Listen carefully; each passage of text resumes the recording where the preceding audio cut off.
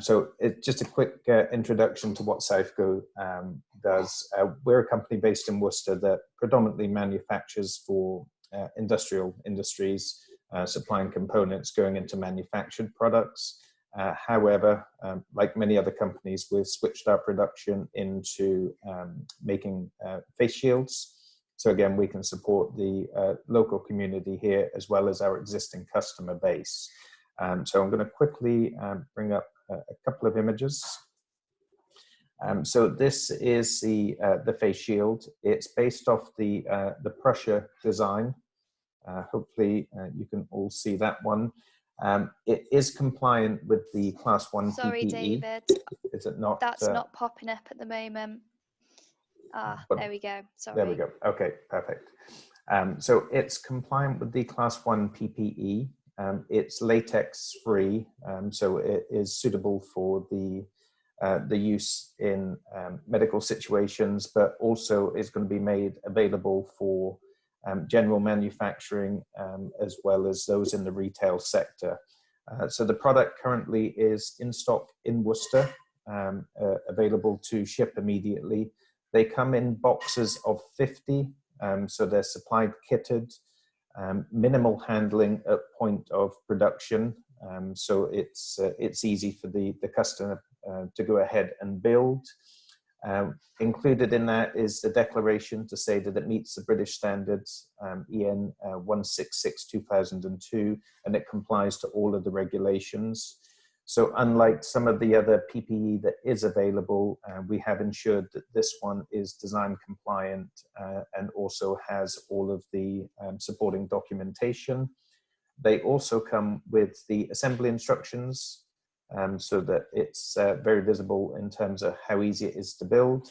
And should you not wish to build it from the photographic pictures, the QR link takes you to a quick Southco video, and again showing you the ease of assembly. So predominantly we're just trying to make it aware to local companies. You will not need to join the queues with normal PPE suppliers should you have a need for these, that you can reach out direct into us. I'll share these details at the end of the meeting along with my direct contact details. Should you need any support or if you're interested in these products, then you can just let me know. Okay. So great. I'm happy with that. I'll wait till the end for questions. Thanks, David. Yes, if anyone has any questions for David, please pop them in the chat. Thank you for sharing that with us, David. I'm going to move on now to our two speakers. So I'd like to introduce Jen and Emma. Over to you. Thank you. Lovely, thank you very much, Yasmin. Good afternoon, folks. My name is Jen Lovely. I'm a trainer and advisor at Acas. I'm joined today by my colleague Emma Slaven, who is a senior advisor at Acas. If you'll just bear with me one moment, I'll try and get the screen sharing working. Let's give that a go. Can you see that okay, Yasmin? Yeah, perfect. Okay. So with today's webinar, I'm just going to briefly start by talking a little bit about who Acas is for anyone who hasn't come across us before. We're then going to go through a bit around furlough and a bit around some of the other questions that we're getting a lot at the moment around the ways in which that coronavirus and everything that goes along with it, the ways that has impacted on workplaces. So we're going to have some FAQs, and then at the end, of course, there'll be that opportunity to answer any questions that you might have. I will just mention before we get into it, I do appreciate that there's been a lot of new government guidance yesterday and today, about 2 hours ago, the most recent of it. I appreciate that some of you might have some questions around that.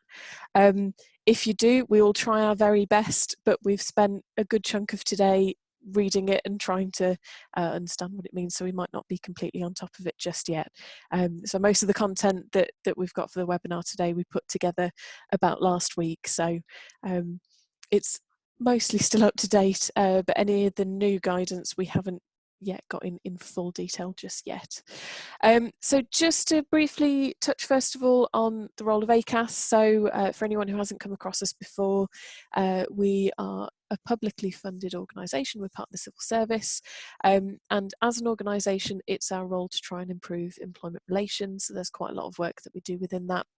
A large part of the work that we do is advice, whether that is via our helpline, which anyone can call, or people such as myself or Emma providing advice directly to companies.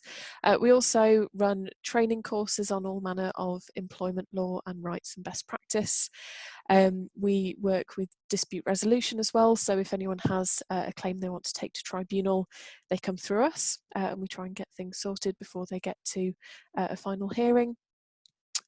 We've also got a lot of online advice, and I'll specifically mention we've, ever since coronavirus has become more of a thing, we've got a whole chunk on our website dedicated to it, and that's seen millions of visitors over the last couple of months.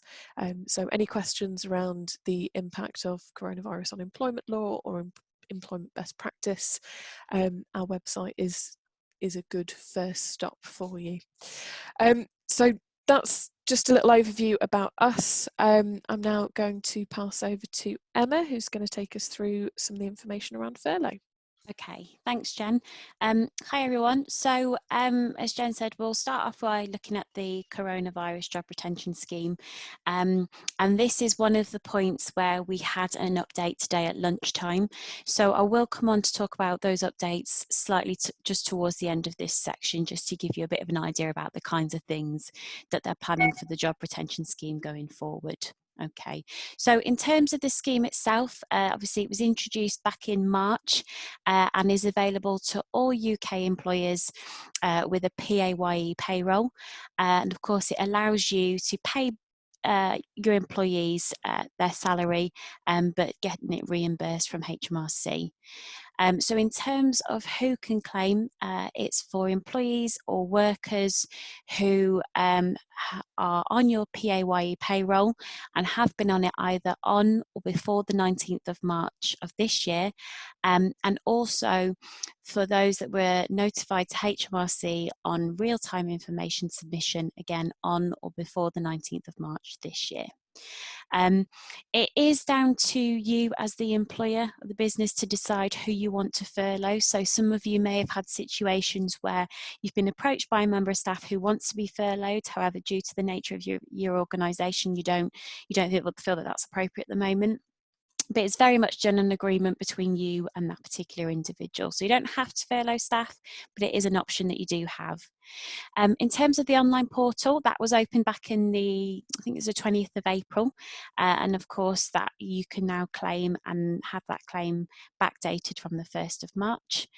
In terms of the scheme so far, the information that we've been provided by HMRC have indicated that at least 7.5 million workers are currently having 80% of their salaries reimbursed through the job retention scheme. So we can see it's very popular, and I have no doubt that many of you on this call have already started to make use of the job retention scheme. As Jen pointed out earlier, the information that we provide today is accurate as much at this point in time, but we are seeing things change on a daily basis. So keep an eye on the gov.uk website and keep an eye on the daily briefs as well, as that's a good source to keep up to date with the information. Okay, so one thing then, just as a reminder, I guess, if you have individuals who are furloughed, bear in mind that their rights are still very much there and they're still very much entitled to them. So things like statutory sick pay, entitlements to maternity and other parental rights are still there, they're still very relevant. Also things around right to claim for unfair dismissal. So, and that goes for unfair dismissal, but all other sort of employment legislation that we're familiar with, that's all still very relevant for individuals who have been furloughed. So if you are, for whatever reason, looking at dismissing a member of staff who's maybe currently on furlough, but you're looking at dismissing them anyway, we would still advise going through your normal practices and procedures to make sure that you're going down that route of dismissal in the correct way. the last thing anybody wants out of all of this is to then have to look at employment tribunal claims. So still following your normal policies that you would, and Jen will come on to talk about that later on. In terms of redundancy payments, so if you are at that point in time where you're maybe looking at whether or not you need to make redundancies, individuals, even though they're currently furloughed, are still entitled to a redundancy payment. Also as well, on that note, we have received information from HMRC that advises that the job retention scheme should not be used to substitute redundancy payments. So in terms of redundancy payments, that's something yourself as an organisation that you would need to look at funding rather than claiming it through the retention scheme. Okay. Something else that we are aware of, again, and this has developed over time, is that if you are in a situation where you have reached an agreement with an individual about them being furloughed, that needs to be done in the form of a furlough agreement, and getting that in writing is best, and actually that's something that HMRC have requested. They've confirmed that you would need to hold on to these agreements for 5 years. So when you're thinking about your GDPR retention document policy, these furlough agreements, you need to hold on to them for that period of time. We have also had confirmation from HMRC that the furlough agreements can be individual agreements, so between you and the individual who's being furloughed. But also for those of you who will recognise a trade union and have collective agreements with trade unions, they've also advised that it is possible to have a collective furlough agreement with your recognised trade union. So what that would essentially mean is, rather than having individual agreements with all your members of staff, you would have an overarching collective agreement with your recognised trade union that would cover all relevant members of staff who are being furloughed. And then in terms of what this agreement would include, it's the date that the furlough started, how much the person will be paid, because of course you can claim 80%, but whether you top up to that additional 20% is up to you as an organisation. When you'll review the furlough, and how you're going to keep in contact with that member of staff during that period of time. We do have a template on our website that is free and that you can download if you wanted to look at just setting out a general idea about things to include in a furlough agreement. Okay. Something else that's cropped up in terms of furlough, again, and it's progressed over time, is around what do we do with somebody's annual leave if they have been furloughed. So we have now received confirmation that employees who are on furlough do continue to accrue their holiday entitlement whilst they are away from work during this period of time. And we have also received confirmation that the employees can take holiday, including bank holiday, whilst they are on furlough. The main thing to bear in mind is that if you have a member of staff who is using annual leave, during those days that are classed as annual leave, they need to receive what would be classed as their normal pay. So whatever their normal rate of pay would have been, I guess, prior to being furloughed, that's what they should be paid on those particular days. And if you have a member of staff whose salary fluctuates or it varies, what you'd need to do is look at what their average salary was 52 weeks prior, and then that would be what their rate of pay would be on that particular annual leave day or week, however much annual leave they're using. And then another thing that's happened in terms of annual leave during this period of time is that the government have changed the wording of the working time regulations and have said that anybody who has been unable to use their full holiday entitlement as a result of coronavirus is allowed to carry over up to 4 weeks of annual leave into the next 2 annual leave years. Okay, so some of you in your organisations may already have policies or procedures about what holidays you're allowed to carry over and what you're not. However, this legislation is just allowing people that you have the option. So again, depending on the nature of your business, so it may be that you've seen a dramatic upturn in your business perhaps, and actually you can't afford for people to be on annual leave at this point of time, you need all hands to the deck, in which case this may be something that's useful for you. Or you may have individuals who are perhaps off on, on long-term sick at the moment, and they're self-isolating, so can't use this annual leave. So again, that's an option in those circumstances. But again, you don't have to do this, but this is something that is there and is something that may be useful depending on the nature of your organisation. Okay, and then just going through a few of the more recent updates. So we have received updates, I think this was probably within the last 2 weeks or so, that if within your organisation you have union or even non-union representatives, it is possible for them to work in their capacity as a representative even though they've been furloughed. So that may be if you've got somebody going through a disciplinary, they could potentially come in as a companion to help with that disciplinary, or possibly you're looking at varying contracts of employment or making people redundant. So you can, even though those reps are furloughed, you can ask them to come in whilst they're furloughed and ask them to act in their capacity as a representative. The key thing being that they are not allowed to generate income for you or provide a service for you as in the organisation. Or as they provide the service that your organisation usually provides to your customers. And as long as that doesn't happen, then they are allowed to come back into work to be their reps. Other things that we've had is about individuals who are returning from family-related statutory leave.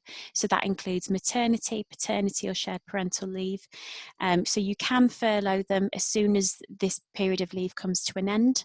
And then in terms of the pay data that you submit to HMRC, it would be what their salary was before they went on that period of leave.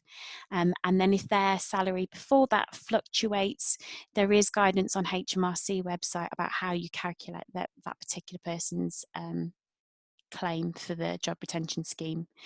And it's a similar thing to those people who have perhaps been off sick. So if you've maybe got someone who's been off on, I don't know, long-term sick, and then as soon as they come back, you want to furlough them, that's fine. That's something that you're able to do.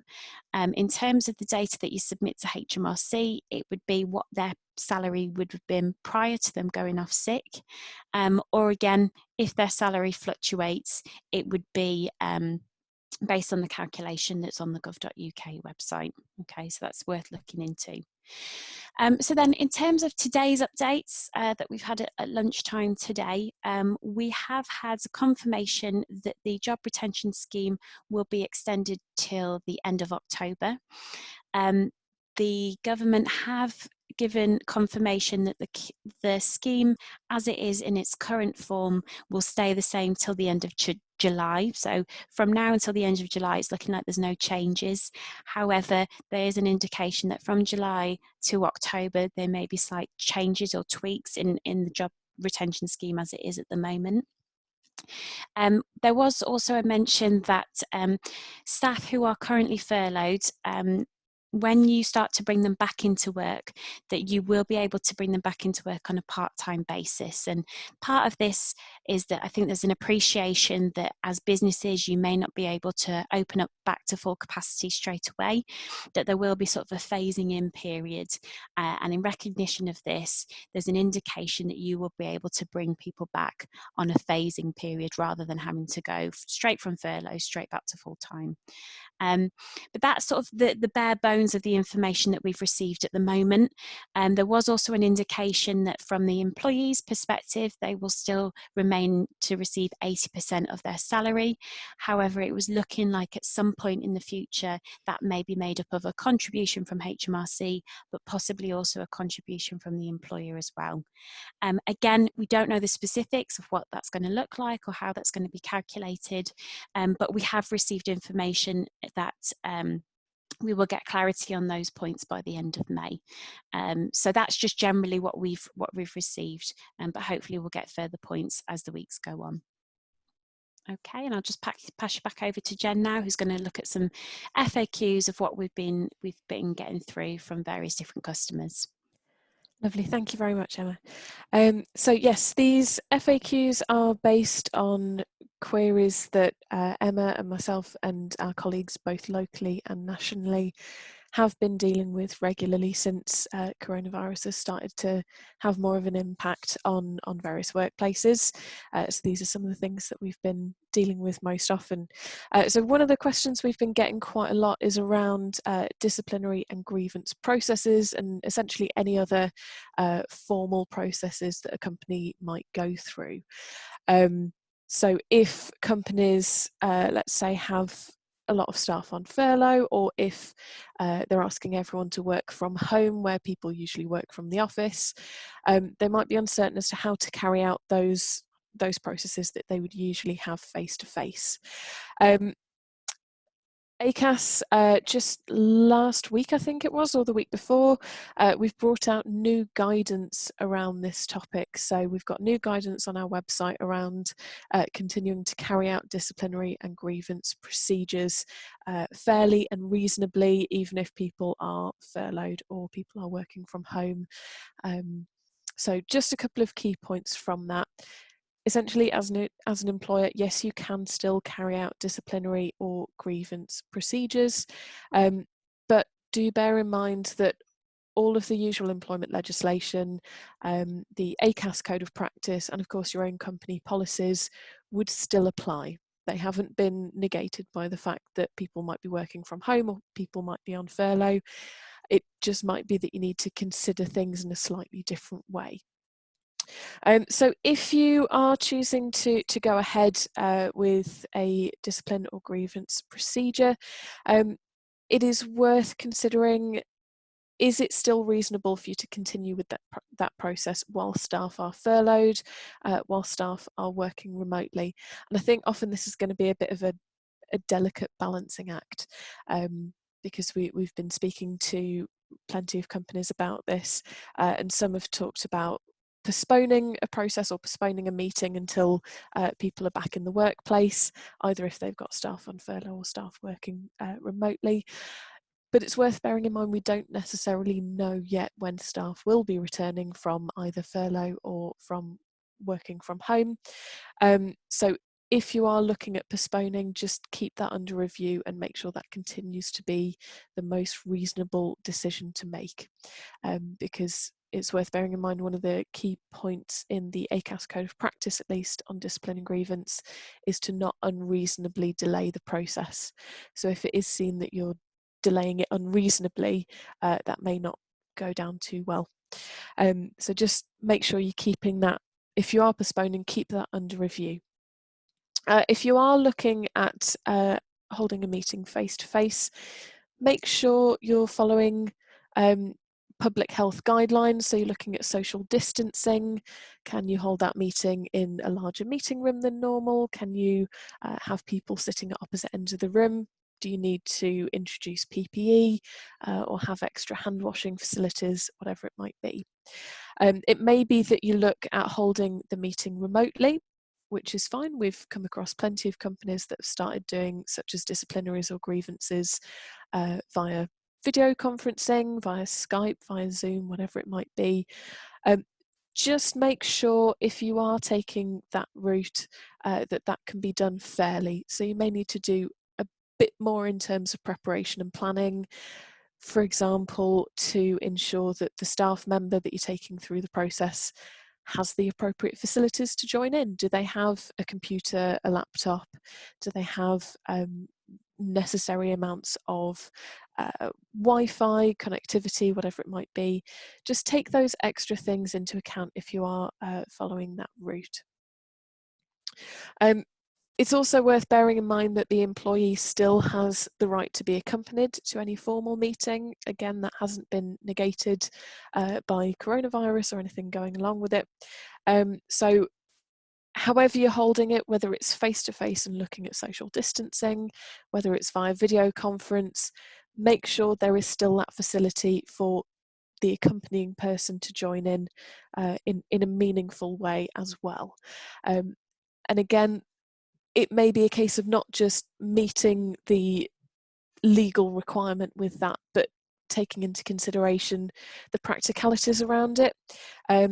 Just as a small example, one of the things that someone acting as the companion in the meeting is allowed to do is confer in private with the employee who's being taken through the process. So if there's a face-to-face meeting, it might be fairly easy for them to communicate via body language that I think it's time for us to go and have a quiet chat now. But if you're having that meeting over video conferencing, it might not be as easy. So it may be a case of putting in some ground rules or some general, if you say X, Y, and Z, we'll all go and take a break and you can chat between yourselves, whatever it might be. Just on that point, I did want to mention, and I think Emma slightly touched on this as well, someone who is on furlough can take part in a disciplinary or grievance investigation or a hearing, and that includes if they are under investigation, that includes if they're raising a grievance, if they're chairing the meeting, if they're taking notes, if they're being interviewed, if they're a witness, or if they're a companion. But as far as our guidance states, that is as long as they're doing it out of their own choice and as long as that meeting takes place in line with current public health guidance. So again, if you are having that meeting face-to-face still, just make sure you are following that guidance as best you can. Okay. I will also point out that new Acas guidance, as I mentioned, around discipline and grievance procedures during coronavirus, that's available via that link that is up on the screen at the moment. The next question that we're getting quite regularly is, what do we do if we have a member of staff who isn't self-isolating, they're not shielding, but they're still refusing to come to work? They say that they're not comfortable coming in. It may well be that some people might feel that they aren't comfortable going to work if they're afraid of catching coronavirus. It may particularly be the case if someone is at higher risk or if someone has someone else in their household who would be at higher risk. If you are getting any of these concerns, if you have employees say, if you're bringing people back into the workplace and you have people say that they're not comfortable returning, we would recommend that employers should listen to any concerns that staff may have and should take any steps possible to protect everyone, employer and staff alike. Now, those steps might be I don't quite want to say obvious, but the obvious straightforward things like, how can we ensure that people can social distance? Is it that we can move people's desks further away, or whatever it might be? It might be around, do we need to provide PPE? How can we address these risks that people have? But it might also be looking at kind of the wider picture around specifically what that person's concerns are. So it might be that that person's concerns aren't around doing the job or being in the workplace, but getting to the workplace in the first place. So do they usually travel via public transport, and are they concerned around that?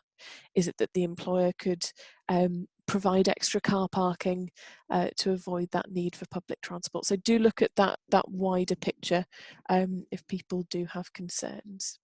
You could also look at allowing either annual leave or potentially unpaid leave if you think it's relevant to do so, and if you think that would be helpful for that member of staff. Now, we do say that if an employee refuses to attend work without a valid reason, it could potentially result in disciplinary action, but we would suggest that that's kind of your last resort, really, and you should look at all of those other options and what you can put in place and what you can provide to reduce that risk and help that person feel comfortable returning before getting to the point of taking any kind of informal or formal disciplinary action. Okay.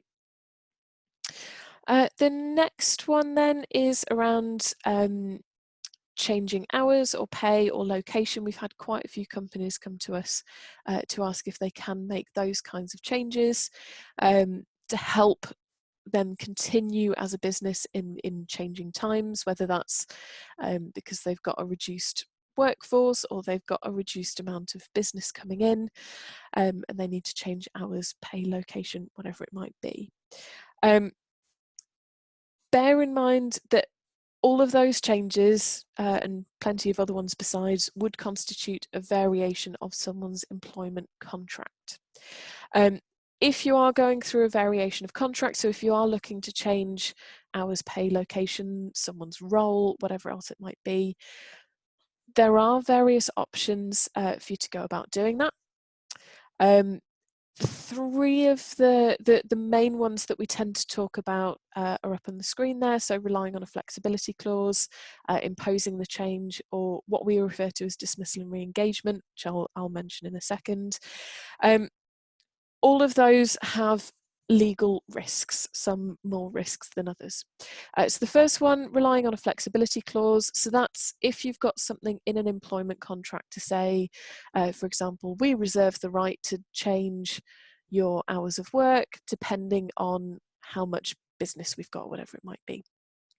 Quite a lot of companies have some kind of flexibility clause in a contract, but do be cautious with them, because not all flexibility clauses you can fully rely on. So we tend to suggest, in order to be enforceable, flexibility clauses should be as specific as possible in terms of what might change and the circumstances under which it might change.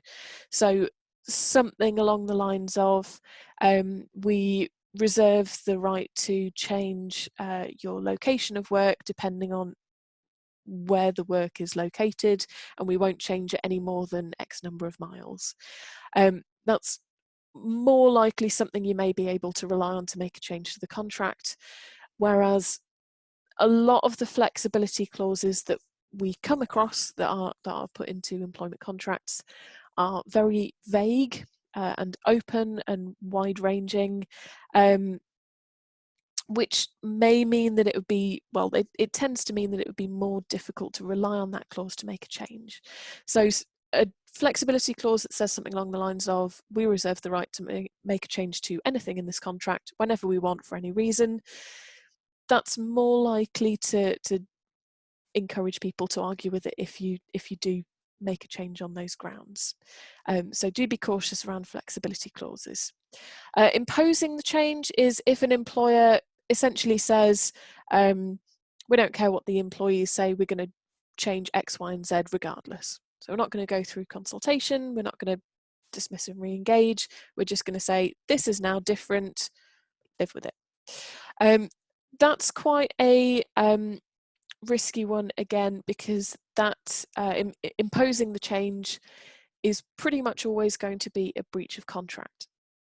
So an employee who isn't happy about that change would have a few legal options that they could take forward if they wanted to, around it being a breach of contract. The other one that we refer to there is what's known as dismissal and re-engagement. So dismissal and re-engagement is the one that we tend to recommend as kind of a backup option, if you like, to our kind of main route, which I'll mention in a second. Dismissal and re-engagement is essentially bringing the current contract to an end and re-engaging under a new contract which has whatever this change is in it. So saying, this contract that employs you for 30 hours a week no longer exists, and we're now going to employ you under a contract for 20 hours a week, or whatever it might be. It is worth bearing in mind that while that wouldn't be a breach of contract, that is still a dismissal. So there are still legal risks there. Someone could potentially take it as a claim for unfair dismissal. You need to show that you have a fair reason for doing that. You may need to go through collective consultation if it's above a certain amount of people that you're making this change for. So there are still risks there. As such, as far as we see it, the absolute easiest way to make a change to someone's contract is to agree with them what that change is going to be. So if you're going through any of these routes, risks or not, if you're going through flexibility clause, imposing the change, or dismissal and re-engagement, we would always recommend that you start with consulting the staff. You start with speaking to the staff and seeing if they are happy to agree to whatever changes you're proposing. Okay, and if someone does agree to a change, make sure you confirm that agreement in writing, so both of you know exactly what has changed, what the implications are, and what you're signing up to. Okay, if you are considering going down this route of variation of contract, it may be worth getting in touch with us because, as I say, there are risks attached, but an advisor, myself or Emma included, an advisor can talk you through that process step by step and make sure you're doing everything that you need to do with that. So the next query that we've been getting quite a lot is realistically around redundancy. So what happens if we furloughed a member of staff and when we're ready to reopen we can't afford them? Or what happens if we've put someone on furlough but it's already become clear to us that we won't be able to keep that person employed even with the retention scheme? While the scheme was brought in with the intention of retaining jobs, there is nothing in that scheme that stops you from making redundancies either during the scheme or at the end of it. If you are in a position where you need to carry out any redundancies, you still need to do that in line with regular rules, regular protections. So whether that's kind of the statutory redundancy procedures or any procedures that you might have in your own policies. It's also worth bearing in mind that depending on the numbers of potential redundancies, and this links slightly to that dismissal and re-engagement that we talked about, depending on the number of potential redundancies, you may need to consider collective consultation. So if a minimum of 20 people are going to be dismissed at the same time, whether that's through dismissal and re-engagement or through redundancy, then you need to go through a minimum period of collective consultation. So not just speaking to the individual staff members, but dealing with them collectively, whether that's through a recognised trade union or appointing employee representatives to collectively consult with. If you think redundancies may be potentially on the horizon, we'd suggest kind of getting in there as early as possible, not in terms of starting a process as early as possible, but refreshing your own knowledge around what you might need to consult about, what information you may need to consider, looking into, do we have a recognised trade union? Do we want to look at having an election for employee representatives at the early stage? Do we want to start consultation earlier than we're required to give an extra opportunity to try and avoid redundancies or mitigate the impact of redundancies? The link that's on the slide at the moment, one of our colleagues in the West Midlands has put together in the last couple of weeks a process map, I think we're referring to it at the moment, a bit of a flow chart essentially of the process of redundancy. So if you are looking at having to make any redundancies, that might be a useful first step because it will take you through the basics of these are the things that you need to consider, these are the things that you need to do at this stage, at that stage. So that might be a useful starting point. Okay. The other query that we've started getting increasingly in the last couple of weeks is around starting to look at planning for returning to work. And I know that this links slightly into the guidance, the new guidance that came out just yesterday afternoon, which I will mention briefly as well. So especially if the pandemic has had an impact on the business in terms of people being furloughed or in terms of people working from home or working in a dramatically different way to how they were working before, you may need to start considering how are we going to start a transition back into I suppose, a more normal way of working. It's worth starting though that planning and those discussions early on, so that you've got as much time to plan for this as possible. When we were putting this content together, the furlough scheme was due to end in just a month and a half, I think it was. So we're suggesting that people start considering that, because that month and a half will go quite quickly. As it is, the furlough scheme has of course now been extended as of this afternoon, so it may be that if staff are on furlough, you may have a bit more time to consider this, but it is still worth getting that planning in as early on as possible to start considering what are we going to need in place in order to bring people back into the workplace. Okay. One of our key recommendations really around this is to involve the staff. Involve employees in all stages of discussions and planning to consider how they can return in a safe way. Realistically, it's usually the staff who are, I suppose, at the front line of whatever job it is that they're doing, who will best know what changes will need to be made or what risks will need to be mitigated in order for them to return to work. So make sure you are getting them involved at the earliest possible stages. The other side of that is the fact that if people feel involved in the decision, they're more likely to go along with the outcome. So if people feel that they've had their input and they've been listened to, then getting to that point of bringing people back into the workplace might be a bit easier. When you're considering staff returning to work, make sure you're considering guidance from Public Health England, guidance from HSE, and guidance from government. And as I mentioned, of course, there's been new guidance come out yesterday, which I will briefly touch on in just a moment. So consider those things around social distancing. Can you accommodate it? Is it necessary to introduce PPE where you might not have been using it before?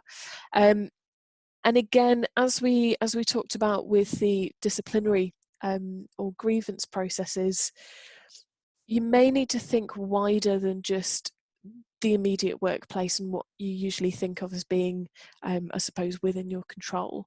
So not just provisions within the workplace, but how are people getting there? Consider people's, I suppose, personal lives as well. Do people have caring responsibilities that they didn't have before? Do they have elderly relatives that they're now having to care for? Do they have children who would have been at school but the schools are currently closed? So do take all of that on board when you're looking at bringing people back into the workplace. In general terms, make sure you're taking a flexible approach. It's unlikely that most companies will be able to just spring back to being completely normal from one day to the next. So do be flexible, do keep an open mind on what will or won't work for the business. Okay. And one kind of overarching rule, I suppose, one thing to always bear in mind is always ensure that any actions that you're taking, any decisions that you're making, are not discriminatory in any way, and they're not putting people at a disadvantage for any protected characteristic. So any decisions that you're making, any actions that you're looking at taking, consider the impact on different people from different backgrounds who may have different needs. And this is again where you really get that benefit of having the staff involved in those decisions from the early stages. Okay. Just the last one to briefly mention this, and then we've got time for a few questions. So if you do have questions, do feel free to start putting them on the chat and we'll get to them in just a moment. So I just briefly wanted to mention the new government guidance that came out yesterday. It's worth having a read through if you haven't done already. It is largely related to health and safety, so falls slightly outside of our remit. Read the relevant guidance to your sector, and if you have any follow-up questions, any specific questions, contact the health and safety executive. It's worth bearing in mind, I think there have been 8 pieces of guidance for different sectors. it may be that one business falls into more than one of those sectors. So you might have a factory with an office attached that also has a fleet of vehicles. Well, those are 3 different pieces of guidance, so make sure you're reading all 3. Just a couple of points from those bits of guidance that I suppose are relevant to the kind of things that we look at. A large amount of the emphasis is on the employer's duty to reduce risk. So I think that links nicely back to what I was just talking about in terms of looking at what you can do to reduce that risk as far as possible. It does place a lot of importance on consultation and collaboration with the workforce, and that this should be ongoing. So that shouldn't be just, we'll speak to you in order to get everyone back to the workplace and then we'll never speak to you again. That should be ongoing even when people are back in the workplace, to ensure that things are working and things are having the desired effect. When applying guidance, be mindful of particular needs of different groups. That's what we were just saying around making sure that no action or decision is discriminatory. It doesn't put people at a disadvantage for any protected characteristic. Ensure clear, consistent communication and training for staff. And of course, to be considerate of impacts on employee health and well-being, including their mental health. So that's everything that we wanted to take you through today. So it's now time for any questions that you might have. In a moment, I'm just going to stop sharing my screen just to make the questions a bit easier so we can get onto the chat box. But I will just point out, I've got mine and Emma's contact details here at the end. I will send these slides through to the chambers and hopefully they can be sent out to everyone. I think, perfect, yes, I'm getting a nod, good. So I'll send these slides through to the chambers and they will come out to you.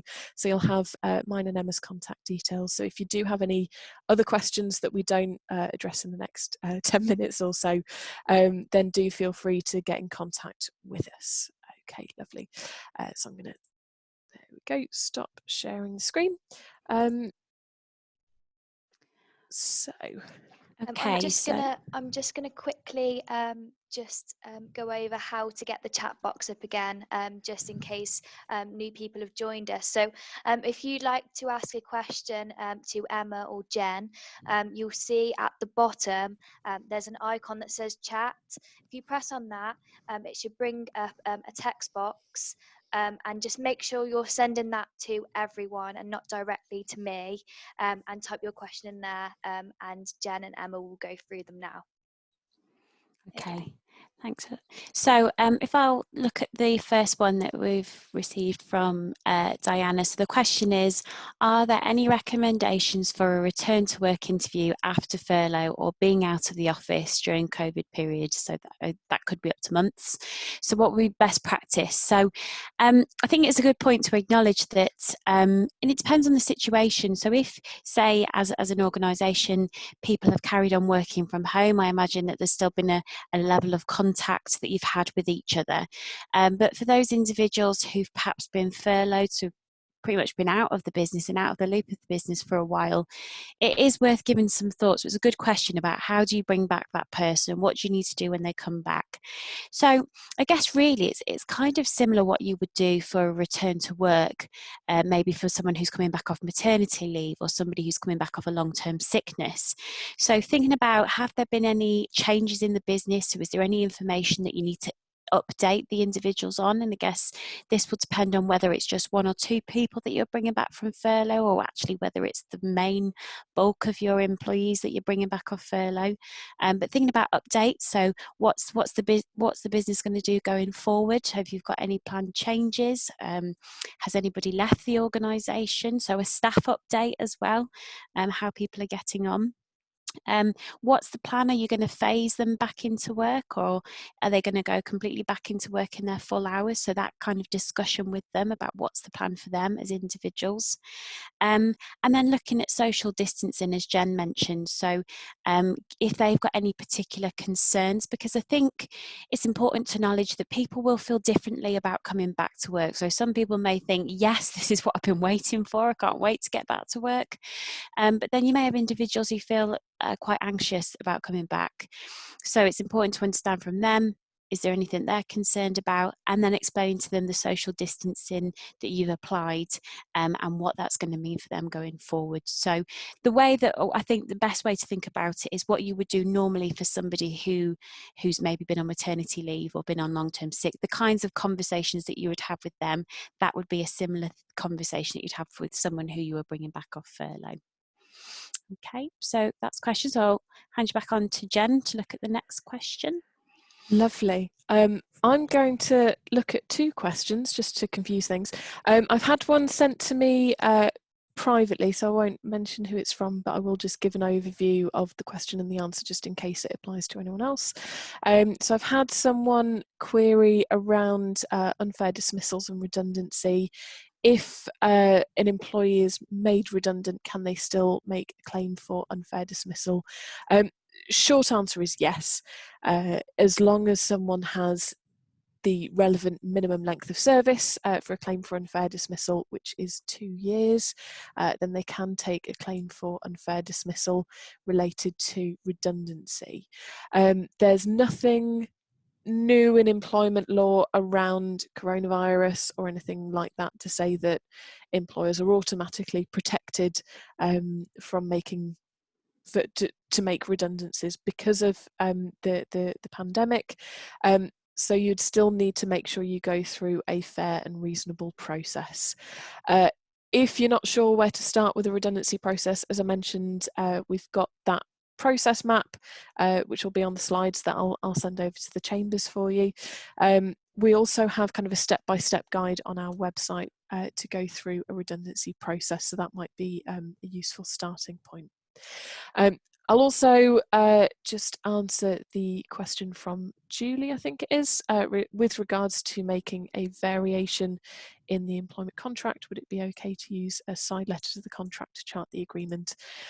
Again, short answer is yes.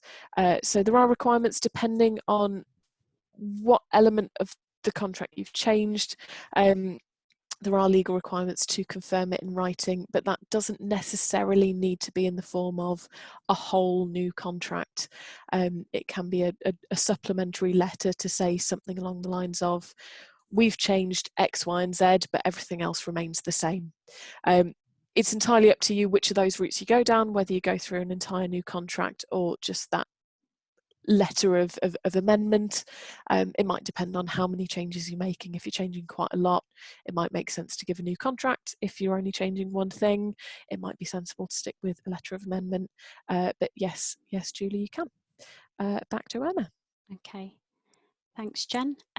So just looking at the next question, then, it was from Greg, who said, please confirm that if an employee has worked for an employer for less than 2 years, the employer doesn't need a redundancy process and doesn't have to meet individually.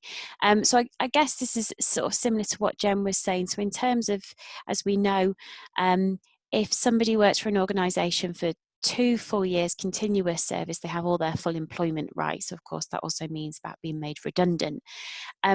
But what we would say in terms of best practice is, even if you have somebody who has worked for you for less than 2 years, it's still best practice to go through some form of process with them. And the reason why that is that there is always still an argument that somebody could say, you've discriminated against me, or I don't fully understand why you've chosen me to be made redundant.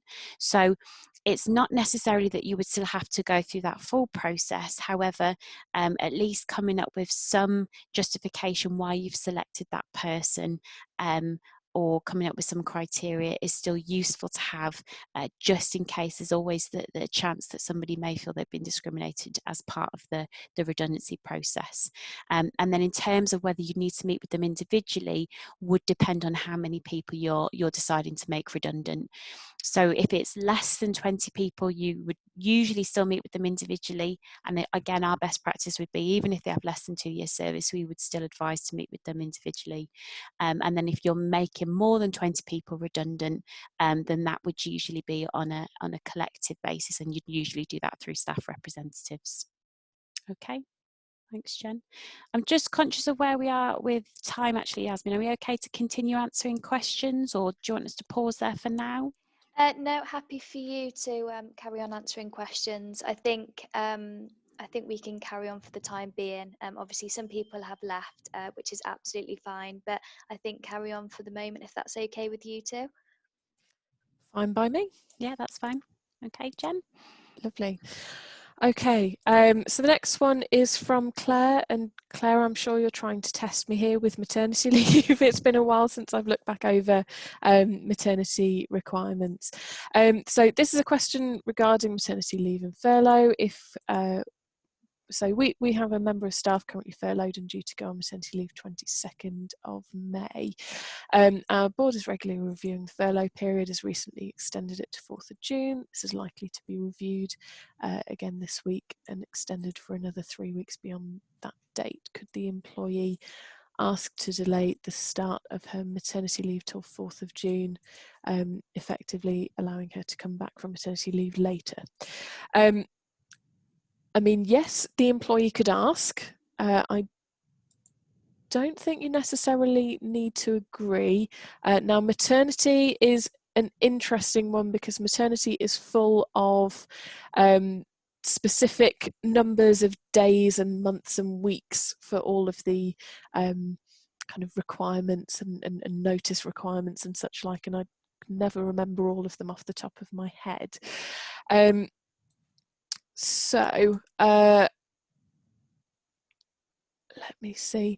I'm aware that the employee needs to tell you when they want to start maternity leave no later than 15 weeks before the due date. So I'm just checking about changing that. I believe, though don't take this as absolute gospel because I may well be wrong. I believe that if the employee then wants to change the start of their maternity leave, they must give the employer 28 days notice. So that's 28 days of the new start date, which I think looking at your dates, that probably wouldn't quite be there. So they could still request it and the employer could agree to it. But I'm not sure the employer would have to. What I would suggest you do, Claire, is give our helpline a call because they will be much better at all of those dates and notice requirements than I would. So it's worth giving our helpline a call. Okay, thanks, Jen. So the next one, we had a comment from Samantha that said, not a question, but a comment, very good. Thanks, Samantha, we're glad you found it useful. The next one that we've had is a question from Dawn, who's asked, can we implement short-time working for a short temporary period without going through full variation contract process?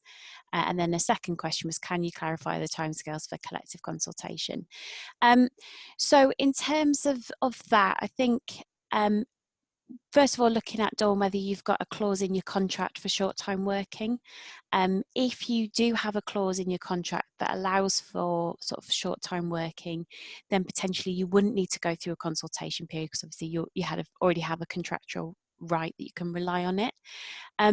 If you don't have that outline in the contract, there is always the option that you can go to employees, explain to them the situation, the circumstances that you as an organisation are in, and if the employees agree to be put on short-time working through that period of time, and they're willing to agree to it, then yeah, you can do it on that basis. And of course, if they agree to it on that basis, we would always advise to get them to confirm in writing or get them to sign something to say that they agree to that short-term temporary working period for that period of time.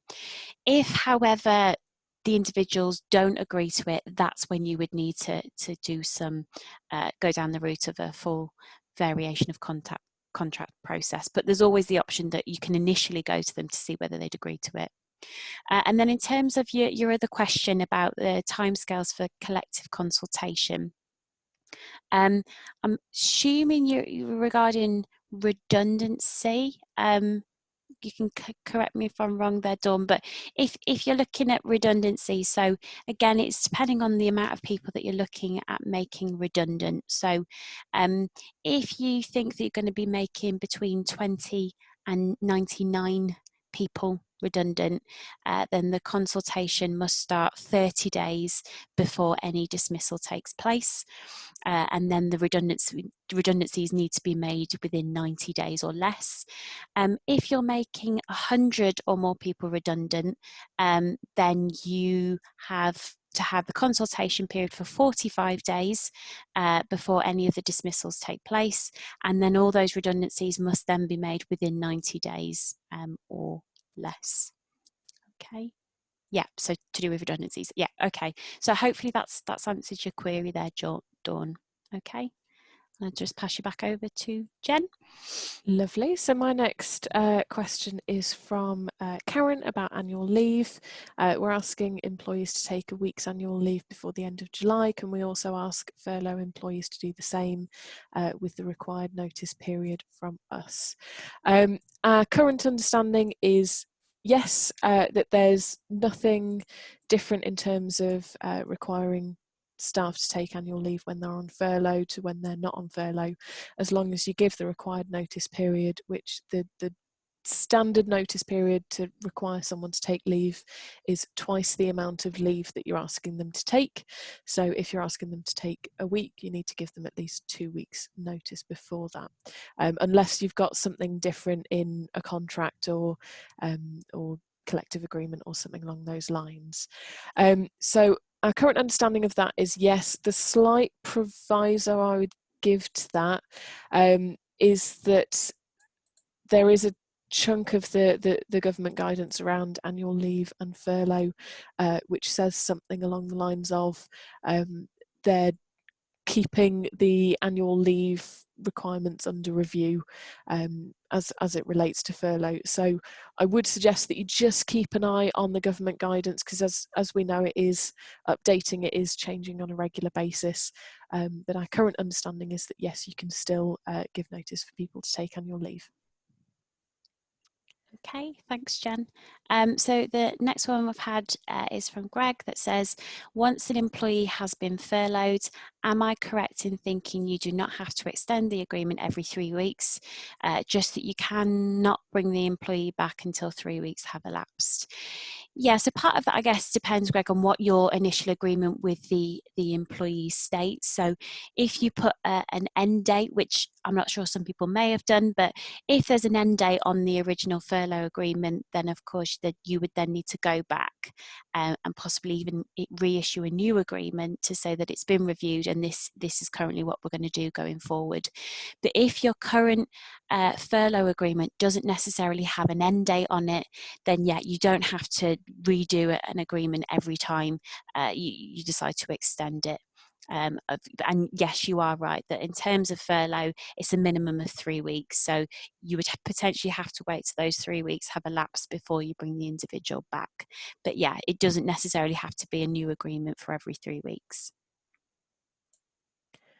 Okay, thank you, Emma. So the next question that I've got is another one that's been sent to me privately, but I'll kind of give you the gist of it, because again, it may be useful for anyone else. I've been asked whether or not Acas has a mediation tool or any other alternative dispute resolution mechanism to deal with employer-employee dispute. For example, in case someone is served notice by an employee who wants to take a claim to tribunal. Short answer, yes, we do have both of those things. So we offer mediation, which as it stands at the moment, that's a paid for service. And at the moment, because mediation we usually carry out face to face, so at the moment we're figuring out ways of carrying out mediation remotely, so that it best fits in with kind of our requirements and employers' requirements, and keeping everyone safe. The other thing that we have is what's known as conciliation. So this is, I suppose, the main bit of dispute resolution work that we do, which is that if anyone has a claim that they want to take to tribunal, they're required to contact us first, and we offer a service called early conciliation, which is essentially conciliation before a claim is actually lodged, where one of our conciliators goes backwards and forwards between employer and employee to try and get things sorted before the claim is put in. Once a claim is then put in, we can carry on conciliating essentially up until the morning of a tribunal. Emma and I both used to work on conciliation. We've both had cases where we've been trying to get things sorted essentially while people are on the steps of the tribunal, which is always an interesting one. But yes, we do have that dispute resolution service. So if there is any potential tribunal claim, or you think there's somewhere where someone might take a tribunal claim, please don't hesitate to contact us about that.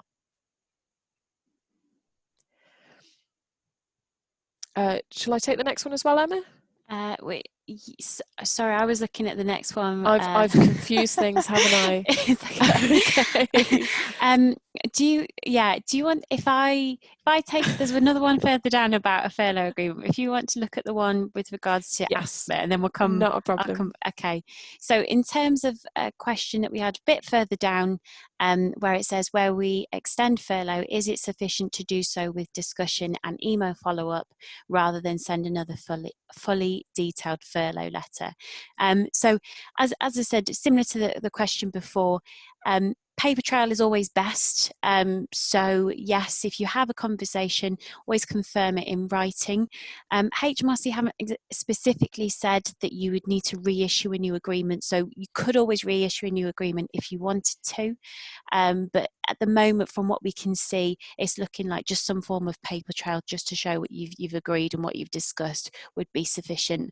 Of course, if HMRC come out and say, actually, we need a new agreement for every period of furlough that you're doing, that may be something that you'd need to consider. But at the moment, we haven't received any confirmation that that's going to be something that you need to do. Okay. Lovely, and I'll go back to that question around furlough and health.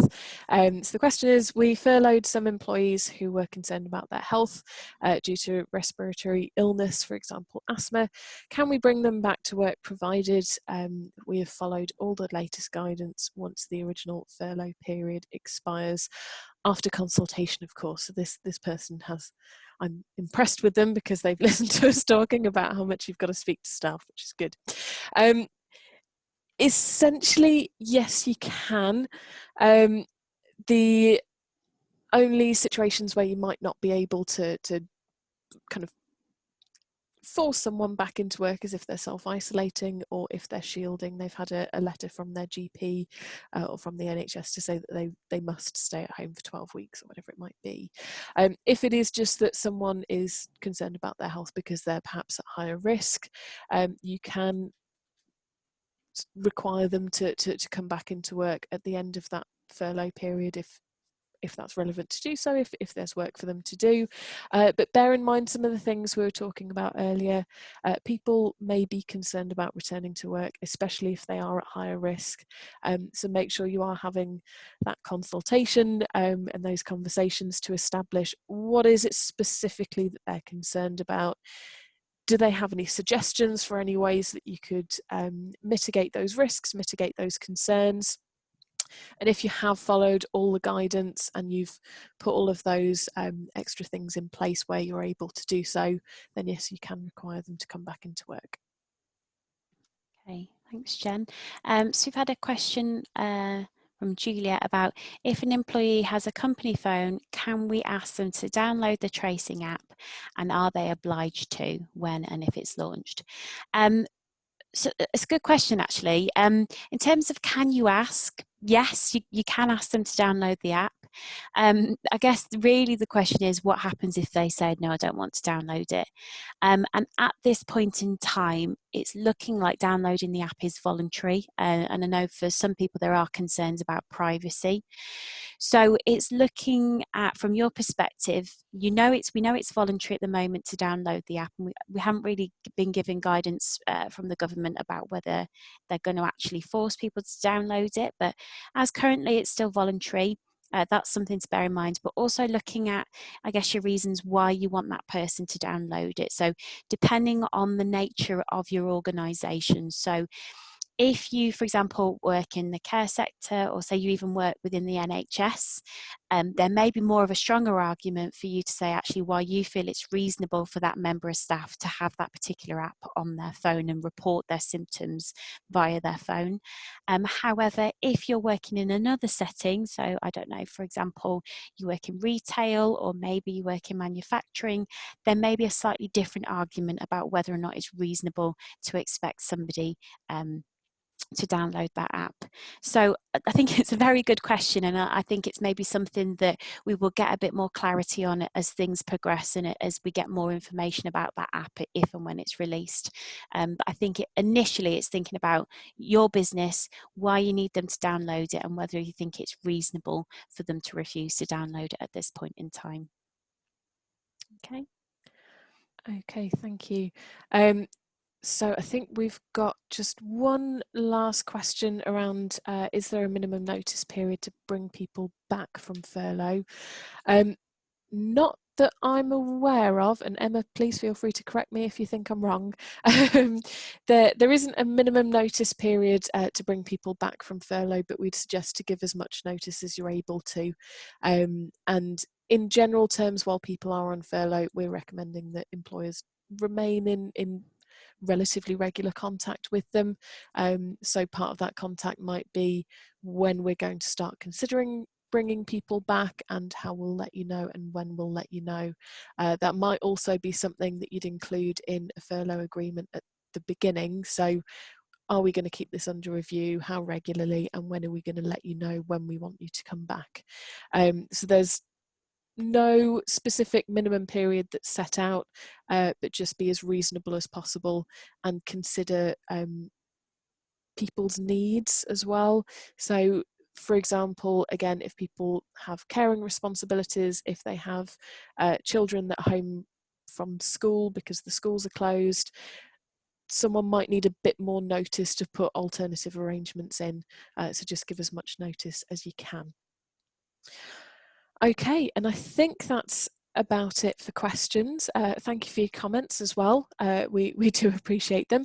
And thank you all for being here with us. I hope you found it useful, and I'll pass you back to Yasmin. Thank you. Yeah, I just want to say thank you both. I know there's a lot of questions to get through there, and a really brilliant presentation, some great comments in the chat box. So thank you both for taking the time to come and present to us today. If anyone does want Jen or Emma's details, we are sending the slides round tomorrow, along with the YouTube video to refer back to. So yeah, thank you very much. Also, thank you to David. He had to leave earlier, but if anyone wants his details, I can send those to you as well. Just quickly, we've got a couple more webinars coming up this week. So tomorrow at 10 AM, we've got our virtual Women's Business Forum. And then on Thursday lunchtime, we've got networking at 12. If anyone would like to keep updated with our webinars or to book onto any of our webinars, please email our event email address. I've just popped that in the chat now. I think that's it. I hope everyone has a great day. Thank you for joining and take care. Thanks, everyone.